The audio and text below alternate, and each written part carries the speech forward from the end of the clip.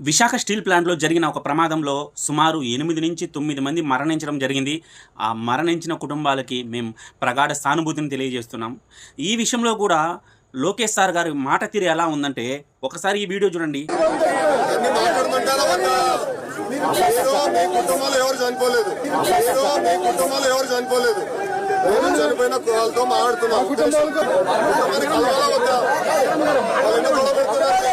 ఈ వీడియో చూశారు కదండి. ఈ వీడియోలో లోకేష్ సార్ గారి మాట తీరు ఎలా ఉందో.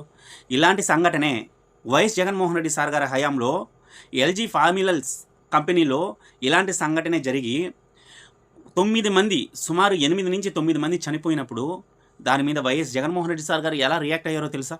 ఒక్కసారి ఈ వీడియో చూడండి. అధికారులు చెప్తా ఉన్నారు. ఈ 9 మంది కుటుంబాలకు నా ప్రగాఢ సానుభూతిని తెలియజేస్తా ఉన్నాను. జరిగిన ఘటనలో నేను మనుషులను వెనక్కి తీసుకోలేకపోయినా కూడా ఒక మంచి మనసున్న వ్యక్తిగా ఖచ్చితంగా ఆ కుటుంబాలకు అన్ని రకాలుగా తోడుగా ఉంటానని మాత్రం ఖచ్చితంగా హామీ ఇస్తా ఉన్నాను.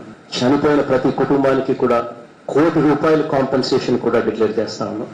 ఈ 2 వీడియోలు చూశారు కదండి. ఈ వీడియోలు చూసిన తర్వాత ఖచ్చితంగా మీ అభిప్రాయాన్ని కింద కామెంట్ చేయండి. నిజమైన నాయకత్వం కలిగిన నాయకుడు ఎవరు, పెత్తందారుల్లా వహించిన నాయకుడు ఎవరో ఖచ్చితంగా మీ అభిప్రాయాన్ని కింద కామెంట్ చేయండి. ధన్యవాదాలు.